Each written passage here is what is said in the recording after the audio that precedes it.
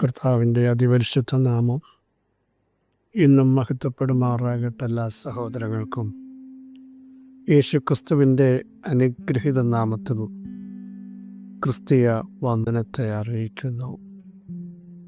ഓരോ ദിവസവും കരം പിടിച്ച് നടത്തുന്ന കരുണാമയനായ കർത്താവിന് നന്ദി പറയാൻ നമുക്ക് തയ്യാറാവണം.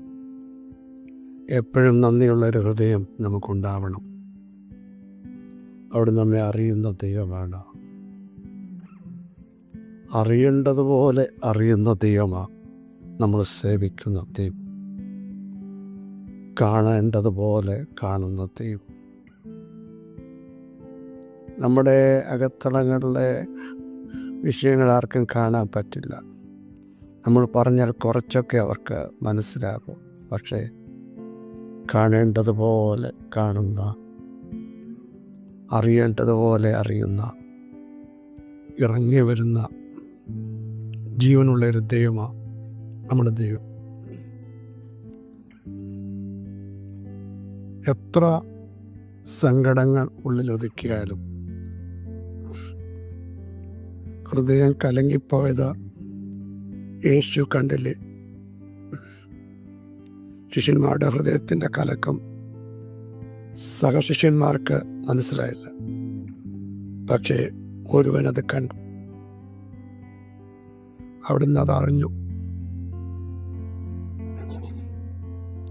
എന്ന് പോലും നമ്മുടെ സങ്കടങ്ങൾ അറിയുന്ന, ഹൃദയത്തിൻ്റെ കലക്കങ്ങൾ അറിയുന്ന, വേദനകൾ അറിയുന്ന ഒരു ദൈവമാണ് നമ്മുടെ ദൈവം. അവിടത്തേക്ക് കഴിയാത്ത ഒരു കാര്യമില്ല. സ്തോത്രം ചെയ്യാമോ? അത് ശാരീരികമാകട്ടെ, മാനസികമാകട്ടെ, വ്യക്തിപരമാകട്ടെ, കുടുംബജീവിതത്തിൻ്റെതാകട്ടെ, നിങ്ങളുടെ ഔദ്യോഗിക മേഖലകളാകട്ടെ, അതെല്ലാം നന്നായി അറിഞ്ഞ് ഇറങ്ങി വരുന്ന ഒരു ദൈവമുണ്ട്. നമ്മൾ സേവിക്കുന്ന ദൈവമാണ്. ആവർത്തിച്ചു പറയുന്ന അവിടുന്ന് ഇറങ്ങി വരുന്ന ദൈവമാണ്. സഹായിപ്പാൻ കഴിയാത്ത മനുഷ്യത്തിൽ ആശ്രയിക്കരുത്. മനുഷ്യൻ്റെ സഹായം വ്യർത്ഥമാകുമ്പോൾ ദൈവത്താൽ നാം വീര്യം പ്രവർത്തിക്കും. അവിടുന്ന് തന്നെ നമ്മുടെ വരികളെ പതിച്ചു കളയും. അങ്ങനെയുള്ളൊരു ദൈവത്തെ സേവിക്കാൻ നമ്മുടെ ജീവിതത്തിൽ ലഭിച്ച ഭാഗ്യം ഏറ്റവും ശ്രേഷ്ഠമാണ്. അതിനായി നന്ദിയോടെ സ്തോത്രം ചെയ്യാം. അവിടെ നമ്മുടെ പിതാവല്ലേ, എപ്പോഴും ചില കാര്യം പറയാൻ ഒരു ഫോർമാലിറ്റിയും ഇല്ലാതെ അടുത്തിയല്ല. അപ്പച്ച എന്ന് വിളിക്കുമ്പോൾ മകനെ, മകളെ എന്ന് വിളിക്കുന്ന ആ ഇമ്പസ്വരത്തിനായി നമുക്ക് സ്തോത്രം ചെയ്യാം. മനുഷ്യമായി പലയിടത്തും നമ്മൾ ചെന്ന് വാക്കുകൾ പറയുമ്പോൾ അവർ നമ്മളെ ആശ്വസിപ്പിക്കുന്ന പലപ്പോഴും നമുക്ക് ദുഃഖത്തിൻ്റെ വാക്കുകളായി മാറാറുണ്ട്. അത് നമ്മളെ ഭയപ്പെടുത്താറുണ്ട്. ഡോക്ടേഴ്സിൻ്റെ വാക്കുകൾ നമ്മളെ ക്ഷീണിപ്പിക്കാറുണ്ട്. ചില വ്യക്തികളുമായി സംസാരിച്ചോട് മനസ്സിടിയാറുണ്ട്. പക്ഷേ ദൈവത്തിൻ്റെ വാക്കുകൾ കുനിഞ്ഞിരിക്കുന്നവരെ നിവർത്തുന്ന, മനം തകർന്നവരെ സൗഖ്യമാക്കുന്ന, അവരുടെ മുറിവുകളെ കെട്ടുന്ന, അവരെ ആത്മാവിൽ ശക്തീകരിക്കുന്ന വാക്കുകളാണ് ദൈവത്തിൻ്റെ വാക്കുകൾ. അതോർത്ത് നമുക്ക് നന്ദി നിറഞ്ഞ ഹൃദയത്തോടെ ഇന്ന് പകൽ അവിടത്തേക്ക് സ്തോത്രം ചെയ്ത് ദൈവത്തെ ആരാധിക്കാം. സ്തുതി ദൈവത്തിന് മാത്രം കരയറ്റാം. ആഴങ്ങളിൽ ഇറങ്ങി വരുന്ന ദൈവം നമ്മുടെ ദൈവമല്ലാതെ വേറൊരു ദൈവമില്ല. എല്ലാവരും കണ്ടേച്ചു പോകുമ്പോൾ കർത്താവ് ലാസറിൻ്റെ കല്ലറയ്ക്കൽ വന്നത് കണ്ടേച്ചു പോകാനല്ല, സാധ്യമെന്ന് കുടുംബത്തിനകത്തെന്ന് പറഞ്ഞ ഒടുക്കത്തെ നാളിലെ സംഭവിക്കത്തുള്ളൂ എന്ന് അവരുടെ അകത്ത് മന്ത്രിച്ച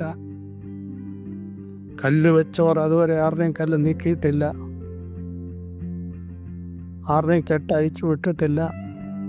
ആർക്കൊക്കെ പറയാൻ കഴിയും, ഞങ്ങൾ ആരെയൊക്കെ കെട്ടിയോ, ഇപ്പോഴും അതവിടെ കിടപ്പുണ്ട്. കല്ല് വെച്ച് അതാരും മാറ്റിയിട്ടില്ല. പക്ഷേ കർത്താവ് കല്ല് കണ്ടേച്ച് പോകാനല്ല. 4-ാം ദിവസമായി കേട്ടു ചീഞ്ഞളഞ്ഞു, നാറ്റം വെച്ചു എന്ന് പറഞ്ഞ് ആ വാക്ക് കേട്ടിട്ട് ഐ ആം സോറി എന്ന് പറഞ്ഞിട്ട് അവിടുന്ന് പോയില്ല. ഒരു ഗംഭീര ധ്വനി മുഴങ്ങി, ഉറക്കെ വിളിച്ചു, ലാസറേ പുറത്തു വരിക. ചീഞ്ഞു എന്ന് പറഞ്ഞതിന് അവിടെ കല്ലറയ്ക്കകത്ത് ഇരിക്കാൻ കഴിഞ്ഞില്ല. ലാസർ പുറത്ത് വന്നില്ലേ? കല്ല് നീക്കിയവനവിടെ നോക്കി നീക്കി, അവനെ കൊണ്ട് കല്ല് നീക്കിച്ചില്ലേ? അവൻ ഇതുവരെ ആരുടെയും കല്ല് നീക്കിയിട്ടില്ല. ഇന്ന് വരെ കല്ല് വെച്ചവനും കെട്ടഴിക്കാത്തവനെ കൊണ്ട് കല്ല് മാറ്റിച്ചും കെട്ടഴിപ്പിച്ചും നിന്നെ പുറത്തു കൊണ്ടുവന്ന ദേശത്തൊരു സാക്ഷ്യമാക്കി മാറ്റാൻ ദൈവത്തിന് പ്രസാദമുണ്ട്. വിശ്വസിക്കുന്നവർ സ്തോത്രം ചെയ്യട്ടെ. പക്ഷേ ആ പ്രവചനം 14-9 വാക്യം, ഇത് ഗ്രഹിക്കുവാൻ തക്ക ജ്ഞാനിയാർ, ഇതറിയാൻ തക്ക വിവേകിയാർ. യഹോവയുടെ വഴികൾ ചൊവ്വുള്ളവയല്ലോ, നീതിമാന്മാർ അവയിൽ കൂടി നടക്കും, അതിക്രമക്കാരോ അവയിൽ ഇടറി വീഴും. ഇത് ഗ്രഹിക്കുവാൻ തക്ക ജ്ഞാനിയാർ, ഇതറിയാൻ തക്ക വിവേകിയാർ. അടുത്തത്, യഹോവയുടെ വഴി ചൊവ്വുള്ളവ. നീതിമാന്മാർ ആ ചൊവ്വുള്ള വഴിയിലൂടെ നടക്കും, ദൈവരെ നടത്തും. അവരെക്കാൽ കൊഴിഞ്ഞു പോകില്ല, വീഴില്ല, തളർന്നു പോകില്ല. ദൈവം നടത്തുന്ന വഴിയാ നീതിമാന്മാർക്ക് വേണ്ടി. ആ വഴിയുടെ പേര് വിശുദ്ധ വഴി. ഒരശുദ്ധനും അതിലൂടെ നടക്കാൻ പറ്റില്ല. അതിക്രമക്കാർ ഇടറി വീഴുമ്പോൾ നമ്മൾ എഴുന്നേറ്റ് നിവർന്നു നിൽക്കും. യഹോവ നമ്മുടെ പക്ഷത്തുണ്ട്. യഹോവയുടെ നാമത്തിൽ നമ്മൾ കൊടിയുയർത്തും. ഇത് അറിയുവാൻ തക്ക ജ്ഞാനി ആർ, ഇത് ഗ്രഹിക്കാൻ തക്ക വിവേകിയാർ. കാരണം പിന്മാറിപ്പോയ തൻ്റെ ജനത്തിൻ്റെ പിന്മാറ്റത്തെ ചികിത്സിച്ച് സൗഖ്യമാക്കുന്ന ദൈവം. തൻ്റെ ജനം പലപ്പോഴും ദൈവത്തിൽ നിന്ന് അകന്നുപോയപ്പോഴൊക്കെ അവർ ക്ഷയിച്ചുപോയി. ശത്രുക്കൾ അവരുടെ മേൽ ആധിപത്യം പിടിച്ചു കളഞ്ഞു. പ്രവാസത്തിൽ പോകേണ്ടി വന്നു. ഒന്നുമില്ലാതായി തീർന്നു. പക്ഷേ അവർ നിലവിളിച്ചപ്പോഴൊക്കെ പ്രവാസങ്ങളെപ്പോലും തക്ക സമയത്ത് വർഷമായപ്പോൾ അക്കമിട്ട് ദൈവം പുറത്തു കൊണ്ടുവന്നില്ലേ? 400 സംവത്സരം കഴിഞ്ഞപ്പോഴും ആര് മറന്നുപോയാലും ദൈവം പറഞ്ഞ വാഗ്ദത്തങ്ങൾ 400 വർഷത്തിന് മുമ്പുള്ളതും ദൈവം നിറവേറ്റിയില്ലേ? ഇവിടെ പിന്മാറിപ്പോയ അവരെ ചികിത്സിച്ച് സൗഖ്യമാക്കി. ദൈവം പറയുക, എൻ്റെ കോപം അവരെ വിട്ടുമാറിയിരിക്കാർ, ഞാൻ അവരെ ഔദാര്യമായി സ്നേഹിക്കും. ഒരു കാലഘട്ടത്തിൽ